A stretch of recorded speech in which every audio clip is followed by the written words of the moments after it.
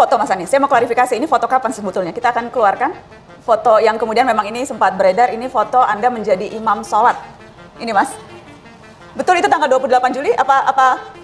Itu tidak, itu lebih awal. Lebih awal justru? Salah mungkin itu 21 malah. Seminggu sebelumnya? Seminggu sebelumnya. Tapi ini pertemuan setelah diskusi soal capres-cawapres? Iya, ini betul.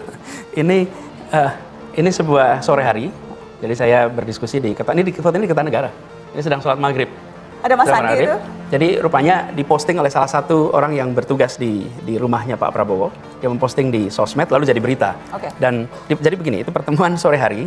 Dalam pertemuan itulah Pak Prabowo menanyakan yang mungkin yang terakhir, yang ketiga kalinya. Jadi Pak Anies, apakah Pak Anies bersedia untuk menjadi calon wakil? Dan saya sampaikan, Pak Prabowo ini sebuah kehormatan yang luar biasa. Karena ada 260-an juta orang dan saya diminta untuk menjadi pendamping. Yang kedua, saya sampaikan bahwa tugas di Jakarta besar dan beliau sering menyampaikan, mengingatkan saya, Pak Gub, yang penting legacy, bukan posisi. Jadi saya sampaikan Pak Prabowo, pesan itu yang saya pegang. Dan Pak Prabowo menyampaikan, baik kalau begitu. Kalau seperti itu, dan beliau mengatakan, saya menghormati, saya menghargai, dan saya apresiasi. Satu hal yang saat ini perlu saya garis bawahi, bahwa Pak Prabowo ini sangat siap, sangat terbuka menerima pandangan yang berbeda. Dan ketika saya sampaikan posisi saya seperti ini, jutaan orang dulu bekerja, mendoakan, tidak mungkin bagi saya meninggalkan mereka. Mas Anies, saya harus tanya, apakah Anda menolak ini karena tawarannya cawapres? Tapi kalau tawaran capres mungkin saja akan berbeda? Tidak pernah ada tawaran capres. Tidak pernah ada tawaran capres dari Pak Prabowo? Ya. Tapi dari pihak-pihak lain, ada beberapa tawaran capres ke Anda, Mas Anies? Betul. Dan pada semua saya katakan, saya tidak ingin menjadi bagian dari orang-orang yang mengkhianati Pak Prabowo. Saya sampaikan pada semua.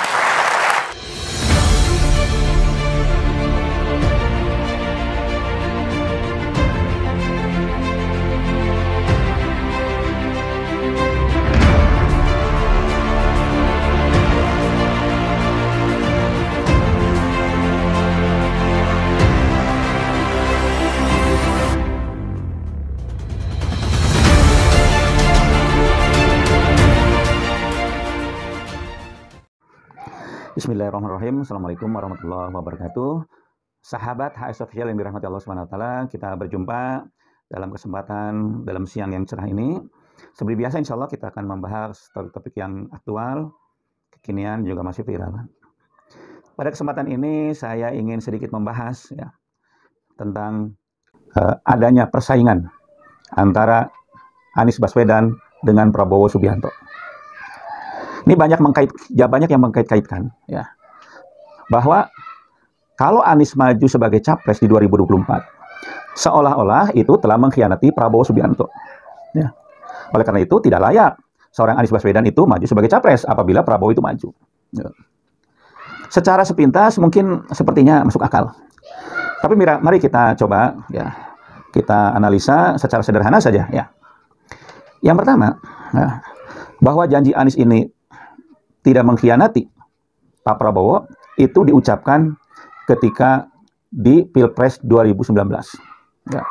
Jadi ketika Prabowo ini maju di 2019, maka Anies menyatakan tidak berminat untuk maju sebagai capres maupun cawapres.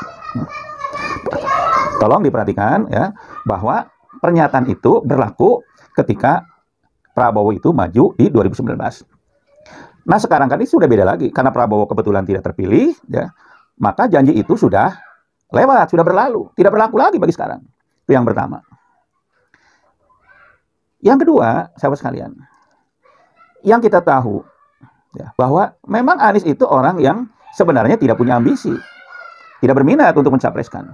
Tetapi kenapa Anies di sini dielu-elukan, didambakan, diidolakan, diidamkan oleh rakyat untuk maju sebagai capres?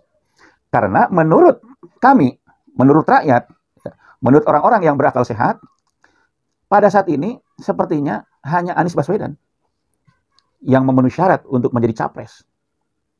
Dari berbagai segi. Dari kualitas pribadinya, dari hasil karyanya, dari kesabarannya, kemudian dari strateginya, termasuk kecakapannya mengatasi permasalahan bangsa. Semuanya memenuhi syarat. Hanya Anies pada saat ini yang memenuhi syarat. Oleh karena itu, bukan karena keinginan Anies, bukan karena ambisi Anies untuk maju sebagai capres, tetapi rakyat yang mengusung Anies. Ini berbeda kalau misalkan Anies yang berambisi Ya. Anies tidak berambisi, tetapi rakyat. Dan kita melihat bahwa Bapak Prabowo ini kita anggap sudah masa lalu. Bukan momentumnya saat ini, bukan. Momentum Prabowo itu di 2019. Ya. Apalagi kita tahu bagaimana kita akan memilih Pak Prabowo, sedangkan dia sudah bergabung dengan rezim yang menurut kita adalah rezim zalim. Ya. Rezim yang penuh kebatilan, rezim yang penuh kebohongan, kedustaan, tidak amanah, menyengsarakan rakyat. Bagaimana kita akan memilih Pak Prabowo yang sudah bergabung dengan rezim yang seperti itu? Ya. Saya yakin para pendukung Prabowo di 2019, saya yakin sebagian besarnya itu sudah beralih dukungan. Ya. Terutama bagi umat Islam, itu udah yakin. Bagi umat Islam, tidak mungkin lagi akan memilih Pak Prabowo. Kenapa? Karena sudah menyimpang dari apa yang difatwakan oleh para ulama. Bahkan kita melihat, umat Islam melihat, ya, maaf ini ya, bahwa Pak Prabowo ini dalam tanda kutip itu sudah berkhianat. Berkhianat terhadap amanah para ulama. Sekali lagi, saya yakin dukungan kepada Pak Prabowo sekarang sudah sangat tergerus. Ya. Sudah tidak mungkin diandalkan. Semua dukungan-dukungan sekarang ini, ya, bagi orang-orang yang berpikiran jernih, semuanya dukungannya ke Anies Baswedan. Dan kita saksikan, setiap hari itu, dukungan kepada Anies itu terus membanjir, ya, bergelombang secara besar-besaran. Bahkan kemarin, ya, kemarin termasuk bahkan dari pendukung Jokowi, pro Jokowi itu sudah beralih menjadi pro Anies. Termasuk Putri Gus Dur, Yeni Wahid itu menyatakan bahwa grassroots, arus bawah dari pendukung Gus Dur, atau yang disebut Gus Durian, ini sekarang sudah beralih menjadi pendukung Anies.